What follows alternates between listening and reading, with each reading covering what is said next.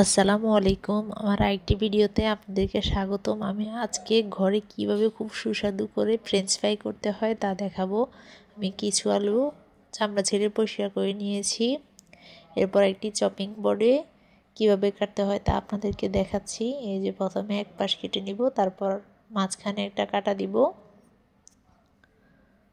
তারপর 3টা পিস হলো। এরপর একটা পিসকে আবার 3টা করব টুকরো। ওই দেখুন সবগুলো সেম সাইজের হবে, কোনোটা বড় ছোট হবে না। বড় ছোট হলে দেখতে ভালো দেখায় না, তাই আপনারা চেষ্টা করবেন সেম সাইজ করার জন্য। এই যে দেখুন আমি সবগুলা 3 টুকরো করেই করতেছি। এক পাশ করে করলাম, আবার মাঝখানে কাটলাম, দুই পাশে 2 টুকরো, মাঝখানে 1 টুকরো, 3টা টুকরো হলো। এভাবে করে আমি সবগুলো আলু কেটে নিব। দেখুন আমার একটা আলু কাটা শেষ। একটা পানিতে সবগুলা আলুকে ভিজিয়ে নিব, এগুলো কষগুলো বের হয়ে যাওয়ার জন্য।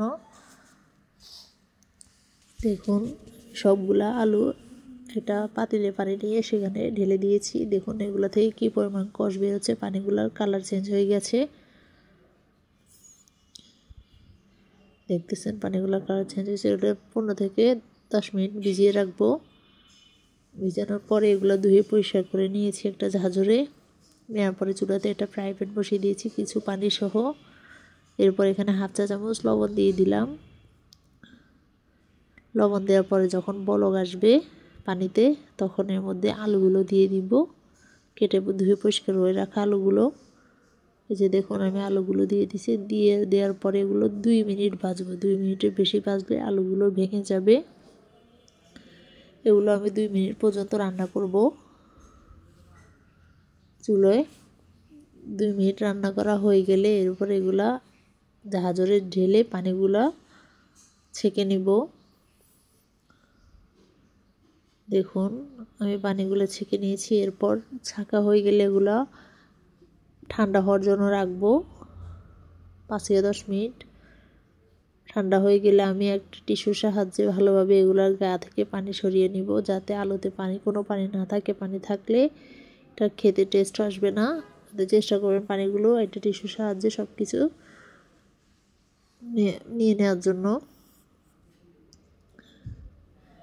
আমার সবগুলো আলু থেকে পানি পরিষ্কার করা হয়ে গেছে। এরপর দেখুন আমার আলুর গায়ে একটাও পানি লেগে নেই। তারপর আমি ফ্রাই প্যানে আবার কিছু তেল দিয়ে দিয়েছি। তেলগুলো গরম হয়ে যাওয়ার পর তারপর এখানে আলু দিয়ে দিবেন। গরম হয়ে যাওয়ার পরে আমি আলুগুলো দিয়ে দিচ্ছি। আগুন রাখবেন মিডিয়াম থেকে একটু হাইতে, কারণ লোতে রাখলে এগুলো নরম হয়ে যাবে, ক্রিস্পি হবে না। চেষ্টা করবেন আগুন একটু হাইতে রেখে ভাজতে। দেখুন আমি সব আলু দেওয়ার পরে আগুন বাড়িয়ে দিয়েছি। বাড়িয়ে দেওয়ার পরে এগুলো ভাজতেছি। ঘন ঘন নাড়ানাড়ি করতে হবে। বেশি আগুন জ্বলে থাকলে আবার পুড়ে যেতে পারে, নাড়ার উপর থাকতে হবে। দেখুন আমি কতক্ষণ পর পর নেড়ে নেড়ে দিচ্ছি, যাতে নিচে দিয়ে লেগে না যায়। আগুন আমার মিডিয়ামের চেয়ে একটু বেশি আছে। দেখুন যখন এগুলো ব্রাউন কালার হয়ে আসবে, তখন এগুলাকে আপনারা ভাজা কমপ্লিট হয়ে গেছে বুঝে নেবেন। যে যেমন খান, কেউ আরও একটু ক্রিস্পি খেতে চাইলে আরও একটু বেশি পরিমাণ ভাজতে পারেন, কিন্তু আমি মিডিয়ামভাবে ভাজবো। আমারগুলো আমি খেয়েছি, দোকানের চেয়েও ভালো টেস্ট আসছে। সেভাবে আপনারা করে খেলেও আপনাদের কাছে অনেক মজা লাগবে। আমার ভাজা হয়ে গেছে, ব্রাউন কালার হয়ে গেছে। আমি এগুলো উঠিয়ে নিব। উঠিয়ে নিয়ে গরম গরম সস দিয়ে পরিবেশন করব। খেতে যাই আমি হয়েছে, না করলে আপনারা বুঝবেন না। আমার ভিডিও ভালো লাগলে like, comment, share and subscribe করতে ভুলবেন না। আল্লাহ হাফেজ। আসসালামু আলাইকুম।